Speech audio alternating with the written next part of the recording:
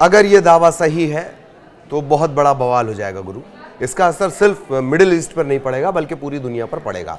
दावा ईरान कर रहा है और किसके बारे में कर रहा है? इजराइल के परमाणु कार्यक्रम के बारे में। इस पर भी विस्तार से बात करेंगे। बात इस पर भी होगी कि ईरान और चीन की जो कारोबारी मोहब्बत है वो दरअसल किस मकाम पर पहुंच चुकी है, कैसे दोनों मामले जुड़ते हैं वो भी आपको बताएंगे। चलिए विस्तार से बातचीत शुरू करते हैं। और नमस्कार, आपके साथ मैं ललित प्रजापति। ईरान ने शनिवार को एक चौंकाने वाला दावा कर दिया कि दावा जो किया वो इजराइल की टेंशन बढ़ाने वाला है। ईरान क्या कह रहा है कि उसकी खुफिया एजेंसियों ने इजराइल से भारी मात्रा में संवेदनशील दस्तावेज हासिल किए हैं। ये उस ईरान के बारे में क्लेम किया जा रहा है जिसकी जो मोसाद है वो सबसे खतरनाक खुफिया एजेंसी मानी जाती है। तो ईरान का दावा ये कि उसने संवेदनशील दस्तावेज हासिल किए हैं। ये सीक्रेट डॉक्यूमेंट इजराइल के परमाणु कार्यक्रम से जुड़े हैं। आपको बता दें कि परमाणु जो हथियार हैं वो इजराइल के पास तकरीबन 90 के आसपास होने का दावा किया जाता है। खैर, वापस मुद्दे पर आते हैं। ईरान दावा कर रहा है कि ये दस्तावेज 1 साल पहले हुए साइबर हमले में उसे हासिल हुए, लेकिन उन्हें सुरक्षित तरीके से ईरान लाने के लिए लंबे समय तक न्यूज़ ब्लैकआउट रखा गया। न्यूज़ ब्लैकआउट मतलब ये जानकारी बाहर ना आ पाए इसकी व्यवस्था करना। ये खुलासा ऐसे वक्त में हुआ जब ईरान और पश्चिमी देशों के बीच उसके परमाणु कार्यक्रम को लेकर तनाव बढ़ा हुआ है। ईरान की सरकारी मीडिया प्रेस टीवी वो सूत्रों के हवाले से रिपोर्ट दे रही है कि इजरायली परमाणु रिसर्च सेंटर पर एक साइबर अटैक किया गया है। इसमें हजारों दस्तावेज, तस्वीरें और वीडियो हासिल हुए हैं। इस कलेक्शन को इतना बड़ा बताया गया है कि अब तक उसे खंगालने में ईरान को महीनों का वक्त लग गया है। प्रेस टीवी की रिपोर्ट के मुताबिक ऑपरेशन पहले ही पूरा हो चुका था, लेकिन दस्तावेजों की सुरक्षा और उन्हें ईरान लाने के दौरान किसी भी तरह का रिस्क ना हो, इसके लिए मीडिया से दूरी बनाई गई। अब जबकि अमेरिका और इजराइल की ईरान के परमाणु फैसलों पर लगातार नाराजगी बढ़ते जा रही है, ईरान ये कार्ड खेल रहा है।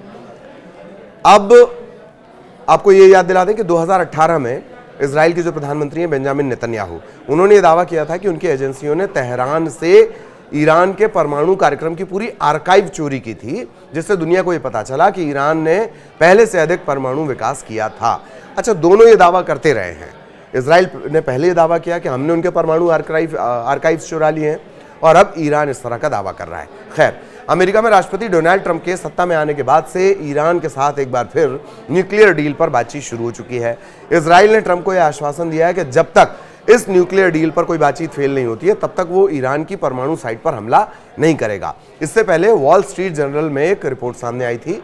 इसमें बताया गया कि ईरान ने बड़ी मात्रा में चीन से मिसाइल के लिए सामग्री मंगवाई है। इसमें यह भी कहा गया कि ईरान की तरफ से चीन को अमोनियम परक्लोरेट का ऑर्डर दिया गया है, और जिस मात्रा में, जिस क्वांटिटी में ये सामान मंगवाया जा रहा है उससे तकरीबन 800 मिसाइलों का निर्माण किया जा सकता है। अब हम इस खबर के दूसरे पोर्शन पर पहुंच रहे हैं कि एक तरफ हमने आपको बताया ईरान का दावा क्या है कि उसने इजराइल का जो परमाणु कार्यक्रम से जुड़ा डाटा है वो चुराया है उसकी खुफिया एजेंसियों ने। अब इससे जुड़ी खबर एक ये कि ईरान चाइना से सामान खरीद रहा है। किस तरह का सामान खरीद रहा है? ऐसे ये दोनों खबरें लिंक हो जाती हैं कि चाइना से सामान का खरीदना और इधर ये दावा किया जाना कि हमने परमाणु कार्यक्रम, जो इजराइल का जो परमाणु कार्यक्रम है उससे जुड़े दस्तावेज साइबर अटैक के जरिए जुटाए हैं। अब इस खरीद के बारे में जान लीजिए। वॉल स्ट्रीट जर्नल की जो रिपोर्ट है उसके मुताबिक ये जो शिपमेंट है आने वाले महीनों में ईरान पहुंचेगा। इसका मकसद है ईरान की कमजोर हो चुकी सैन्य ताकत को दोबारा खड़ा करना। इजराइल के हालिया हमलों के बाद ईरान अपने मिसाइल स्टॉक्स को फिर से भरने की कोशिश कर रहा है। रिपोर्ट के मुताबिक ये फ्यूल ईरान की एक कंपनी पिशगामन तेजरत रफी नोविन ने हांगकांग स्थित लॉयन कमोडिटीज होल्डिंग्स लिमिटेड से मंगवाया है। चीन क्या कह रहा है? ये दिलचस्प पहलू है। चीन ये कह रहा है कि हमें तो इस तरह की कोई जानकारी नहीं है। इस रिपोर्ट के बाद जो चीन का रिएक्शन आया है, चीन की सरकार ने रिएक्शन दिया और यह कहा कि उन्हें इस डील की कोई जानकारी नहीं है। चीन हमेशा डुअल यूज, सैन्य और नागरिक दोनों उपयोग वाली चीजों के निर्यात पर कड़ी नजर रखता है, पर क्या कह रहा है कि हमें तो जानकारी नहीं। अमेरिकी अधिकारियों ने पहले भी कहा है कि ईरान के मिसाइल कार्यक्रम में चीनी कंपनियों और लोगों की भूमिका रही है। अप्रैल में अमेरिका ने चीन, हांगकांग और ईरान की 12 कंपनियों और व्यक्तियों पर पाबंदी लगा दी थी।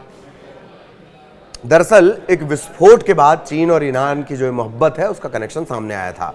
फरवरी और मार्च में ईरान के जो बंदर रजई बंदरगाह है वहां पर एक भीषण विस्फोट हुआ। इसमें भी अमोनियम परक्लोरेट के फटने की बात सामने आई थी।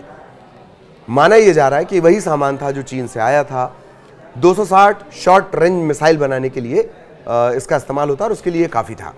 ईरान ने इस विस्फोट की आधिकारिक पुष्टि नहीं की थी, लेकिन इससे यह साफ हुआ कि ईरान चुपचाप चीन से मिसाइल ईंधन खरीद रहा है। वॉल स्ट्रीट जर्नल की जो रिपोर्ट है वो ये भी कहती है कि ये जो डील है ट्रंप के ईरान परमाणु वार्ता का प्रस्ताव देने से पहले तय हो चुकी थी। ये दावा किया जा रहा है। इजराइल ने अक्टूबर 2024 में ईरान पर हमले किए थे। इन हमलों में ईरान के 12 प्लैनेटरी मिक्सर्स नष्ट हो गए थे। ये मिक्सर मिसाइलों के लिए ईंधन तैयार करने के काम आते हैं। ईरान अब इस संयंत्रों की मरम्मत कर रहा है ताकि बैलिस्टिक मिसाइल प्रोडक्शन फिर से शुरू कर सके। दूसरी तरफ अमेरिका और इजराइल यमन में ईरान समर्थित हूती विद्रोहियों को लगातार निशाना बना रहे हैं। इससे जो ईरान का अहम प्रॉक्सी है, जो उसका एक प्रॉक्सी वॉर जो वो खेला करता था, वो भी कमजोर हुआ है। सीरिया में बशर अल असद की सत्ता चली गई, उससे भी ईरान की पकड़ ढीली हुई है। लेबनान के हिजबुल्लाह पर हुए हमलों में ईरान का जो क्षेत्रीय प्रभाव था उसको झटका लगा है। यही वजह है कि अब एक तरफ ये दावा किया जा रहा है कि उसने जो परमाणु कार्यक्रम है किसका, इजराइल का, उससे जुड़े दस्तावेज खुफिया एजेंसियों के जरिए जुटा लिए हैं, साइबर अटैक के जरिए। और पैरेलल आप ये समझिए कि चीन को भारी भरकम मात्रा में विस्फोटक का, बारूद का यानी ईंधन का ऑर्डर दिया जा रहा है। इसी वजह से इन दोनों को एक कर देखा जा रहा है। यही वजह थी कि शुरुआत में हमने कहा कि गुरु अगर ये दावा सही है तो बवाल हो जाएगा। मिडिल ईस्ट के अलावा पूरी दुनिया पर इसका असर पड़ेगा। आगे भी इसका अपडेट आप तक पहुंचाएंगे। नमस्कार।